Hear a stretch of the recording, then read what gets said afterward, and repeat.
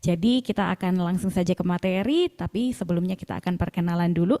Tema kita pada malam hari ini di Kompas ya, overthinking, anxiety, trauma dari sudut pandang kesehatan mental. Sekarang kita dituntut untuk semakin aware ya terhadap kesehatan mental ini karena banyak sekali sekarang kasus-kasus yang kita lihat pada kenyataannya sekarang ini banyak sekali kasus-kasus tentang kesehatan mental dan juga kita harus semakin peduli terhadap kesehatan mental itu seperti apa, nanti trauma seperti apa, nanti akan dijelaskan secara rinci dan juga detail bersama Dr. Sinta Retno Kusumawati. Silahkan Ibu Sinta, Dr. Sinta bisa memperkenalkan diri. Terima kasih sekali atas kesempatannya. Ini pertama kalinya saya mengisi di GKI Gejayan memang. Jadi ya tak kenal maka tak sayang ya. Jadi perkenalkan nama saya Sinta Retno Kusumawati, biasa dipanggil Sinta. Saat ini saya bertugas di Rumah Sakit Akademik UGM. Jadi nanti kalau misalnya ada apa-apa, perlu apa-apa, monggo kalau mau datang ke sana open kok saya. Jadwalnya nanti lebih lengkapnya bisa dibuka di web. Saya lulus S1 pendidikan dokter di UGM, kemudian saya melanjutkan spesialis kedokteran jiwa di UGM juga, lulus 2017. Jadi ya sudah hampir 6 tahun saya lulus.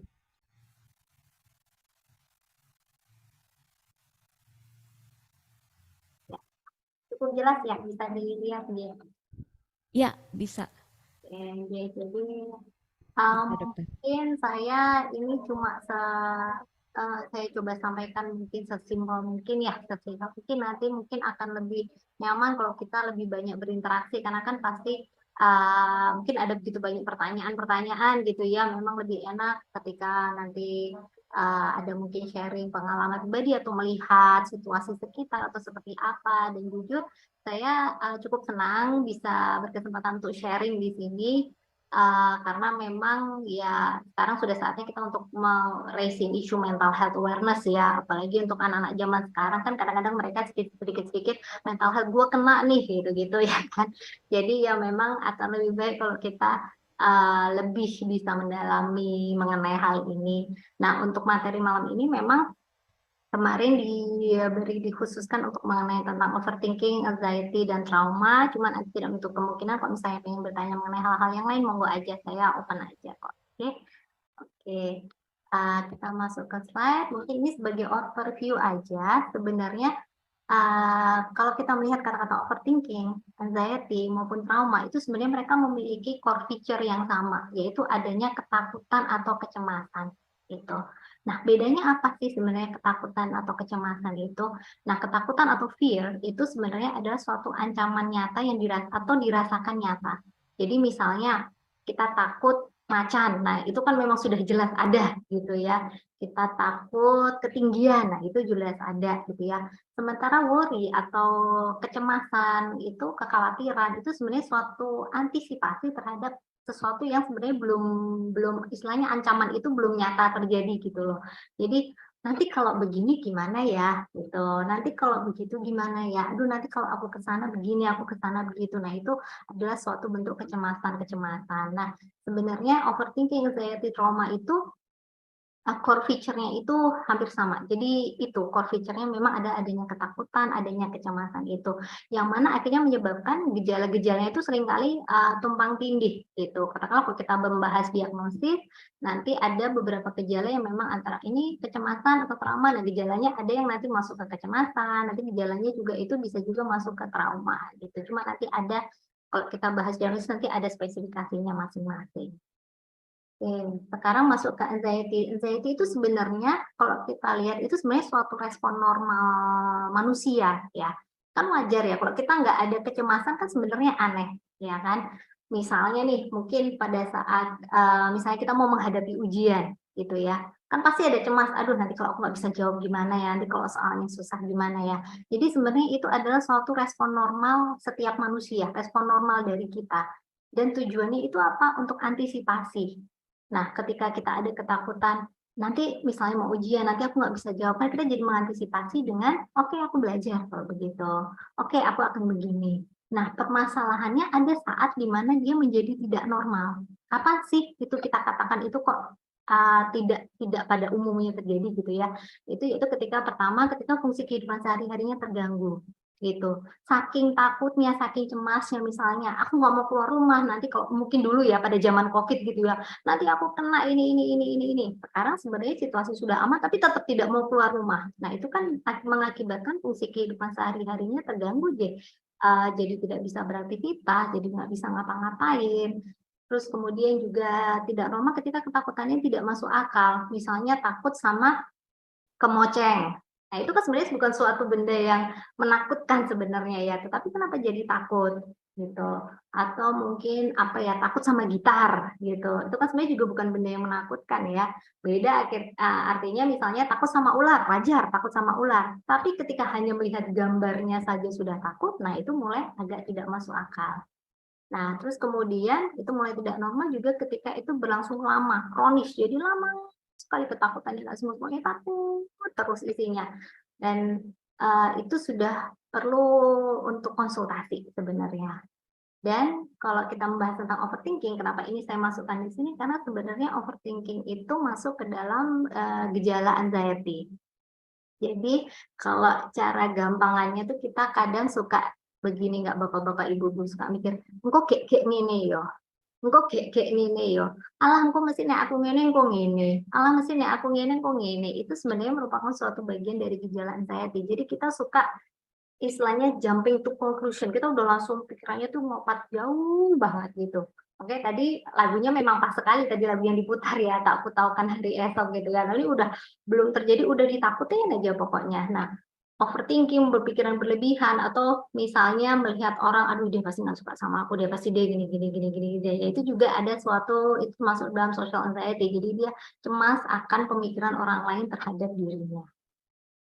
Kemudian kalau kita bahas tentang trauma.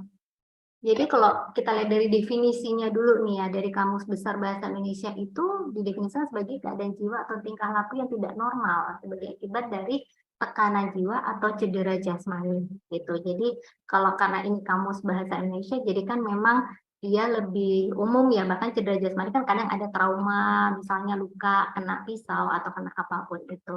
Tapi kalau American Psychological Association, dia sudah mendefinisikan sebagai an emotional response to a terrible event, like an accident, atau rape, atau natural disaster. Jadi, kalau trauma dari sisi psikiatri ataupun dari sisi psikologi, itu dikatakan sebuah trauma ketika kejadian itu adalah katastrofik. Jadi benar-benar kejadian yang besar sekali. Jadi misalnya accident, kecelakaan, atau mengalami suatu bencana seperti Merapi pada saat itu, atau sekarang yang Merapi lagi agak batuk-batuk gitu ya, atau juga pada tahun 2006 dulu yang gempa besar sekali di Jogja. Jadi kejadian yang katastrofik bagi orang tersebut.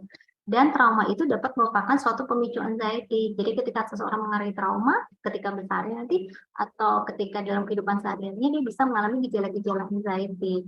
Nah, makanya termasuk di dalam gejalanya itu adalah worry atau fear itu tadi. Kemudian ada juga yang kita sebut sebagai gejala eksternalisasi atau internalisasi. Nah, eksternalisasi ini misalnya jadi gampang marah, dikit-dikit marah, emosian gitu, pokoknya nyalahin orang lain. Ketika sesuatu berjalan tidak sesuai dengan dia mau, wah itu pokoknya salahnya orang. Atau dia justru internalisasi, iya ya, kayaknya gara-gara salahku ya begini ya. Oh dia jadi begitu karena aku ya, karena ini ya. Jadi lebih ke arah dalam dan nanti jatuhnya akan timbul gejala-gejala depresi. Nah, sebenarnya efeknya terhadap tubuh apa sih? Terkadang ketika kita membicarakan soal kesehatan mental, kita melulu kayak seolah-olah itu adalah hal yang ngambang gitu ya. Hal yang nggak bisa dilihat, tidak bisa diraba-raba gitu lah. Padahal sebenarnya gangguan psikiatri, kalau pada saat ini kita membahas tentang anxiety, itu dia berefek terhadap tubuh dan efeknya itu luar biasa.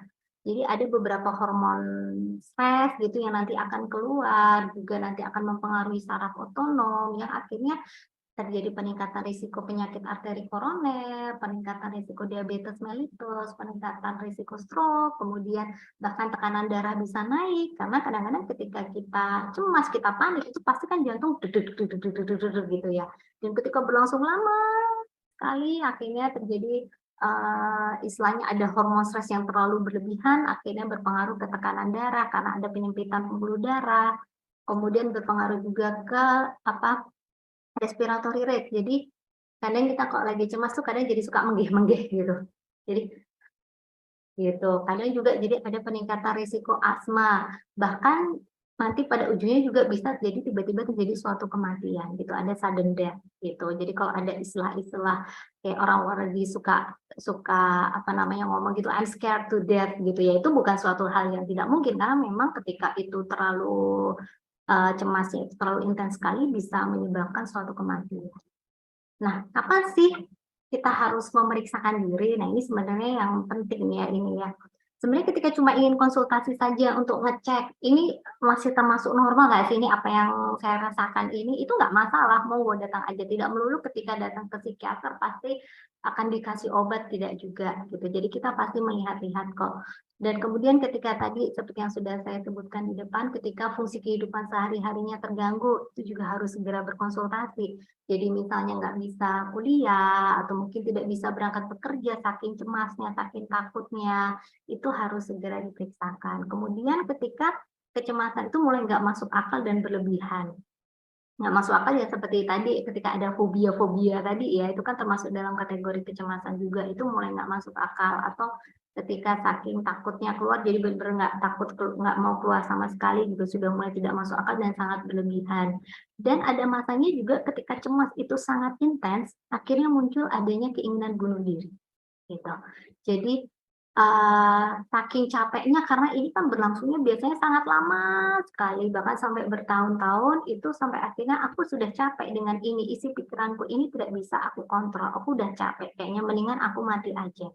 Apalagi ketika kemudian terkadang orang yang cemas itu ujung-ujungnya orang sekitarnya, jadi support system-nya itu pun jadi capek ngadepinnya, karena dia dikit-dikit nanya, gitu, "Ini gini-gini bener nggak ya?" Udah dijelasin berkali-kali gitu, tetap aja tidak istilahnya nggak bisa dipatahkan gitulah apa yang menjadi kepercayaan itu. Nah, terus kemudian orang-orang itu menjauh, akibatnya dia merasa sendiri karena dia tidak merasa mendapatkan support system yang baik, akhirnya dia berkepikiran untuk, "Udah aku mati aja deh." Terkadang juga tidak sedikit juga yang akhirnya self harm. Jadi ada beberapa, yang kemudian jadi, udah cutting aja, misalnya ke-trigger apa, jadi panik, gitu, langsung nyakitin diri sendiri. Misalnya ditinggalkan orang terdekatnya, terus dia langsung cemas, panik karena merasa sendirian, dia ini langsung dia menyakiti diri sendiri, atau dia juga jadi cenderung nyakitin orang lain, gitu. Jadi kesel sama orang, langsung orang itu dipukulin atau mungkin ditahan, nggak boleh pergi, saking dia nggak mau sendirinya, saking dia takut sendirinya. Nah, itu juga sudah harus memeriksakan diri. Kemudian yang paling penting lagi hindari self diagnosis gitu ya. Ini biasanya kan kadang kita, kemajuan teknologi itu memang ada sisi positif, sisi negatifnya dan ada beberapa juga yang jadi sisi negatifnya adalah orang jadi cenderung, "Oh aku ngerasain ini nih," dan ini tidak hanya terjadi di gangguan psikiatri aja ya, gangguan mental aja. Kadang kita mulai merasa, "Aku kok pusing terus ya," langsung searching, "Wah kemungkinan tumor, ini itu." Wah jadi cemas gitu. Nah, itu yang harus dihindari. Jadi jangan sekali-sekali melakukan self diagnosis gitu. Dan sebenarnya ada iklan juga di salah satu stasiun radio dan itu menurut saya iklannya cukup bagus gitu ya dan lebih concern ke mental health memang. Jadi, "Aku ini ya, aduh iya nih kayaknya aku bipolar nih. Oh iya nih kayaknya aku anxiety nih, bener nih aku anxiety nih," cuma melihat dari gejala-gejala di Google gitu. Nah, lebih baiknya untuk memastikannya memang segera mendatangi, seperti psikiater atau mungkin psikolog, tidak masalah untuk menghindari self diagnosis itu. Dan kemudian nanti tata laksananya ketika kemudian nanti datang untuk memeriksakan diri gitu ya, dan biasanya kita akan pertimbangkan kalau memang sudah sangat terganggu sekali fungsi hidupnya sehari-hari akan kita pertimbangkan pemberian psikofarmaka. Tetapi juga tidak melulu dengan obat saja, ada juga yang disebut dengan psikoterapi. Nah, ini ada berbagai macam bentuknya dan itu fungsinya untuk, istilahnya mengubah cara berpikir gitu. Jadi melihat, sesuatu itu yang tadinya menjadi suatu stresor, bagaimana sih caranya bisa coping dengan stresor itu. Karena kan stresor akan terus ada ya selama kita masih hidup pasti stresor itu ada. Jadi bagaimana bisa menghadapi itu. Kemudian, nah ini sebenarnya adalah suatu quote yang saya suka sekali dan kalau saya lihat memang pas gitu ya, dan juga cocok juga sama tadi lagu di awal pertemuan kita tadi. Jadi yesterday is history, jadi yang sudah kan ya sudah. Jadi ini mau mengutarakan tentang trauma gitu ya. Katakanlah kan kita juga sekarang lagi kekinian banget ngomong soal inner child lah atau apapun itu. Nah, yang sudah kan sudah berlalu. Ada nggak sih yang bisa kita lakukan untuk mengubah? Kan tidak ada ya. Sementara masa depan yang sering kali kita cemaskan itu kan sebuah misteri, kita belum tahu gitu loh. Apakah yang kita takutkan itu akan terjadi atau tidak? Atau seperti tadi lagu tadi kan takut tahu kan hari esok, ya kan? Kita tidak tahu apa yang akan terjadi besok. Jadi ya sudah itu adalah misteri. Sementara hari ini, kenapa kemudian disebut present? Karena memang ini adalah gift gitu. Dan seringkali karena kita terlalu ruminate, terlalu kita sibuk memikirkan trauma, terlalu sibuk memikirkan masa lalu, luka hati dan kawan-kawan, kemudian juga ada ketakutan melihat nanti ke depannya gimana-gimana. Jadi kita jadi tidak present, jadi tidak live the moment gitu. Kita jadi kehilangan momen-momen spesial yang terjadi di sekitar kita. Nah, itu yang sebaiknya dihindari. Ada salah satu ini yang bagus itu adalah kita harus lebih mindful dalam setiap apa yang kita lakukan, setiap apa yang kita kerjakan, ini kan pokoknya kita harus menikmati hari demi hari. Mungkin itu saja dari saya, jadi sedikit aja nanti kita perbanyak mungkin diskusi aja.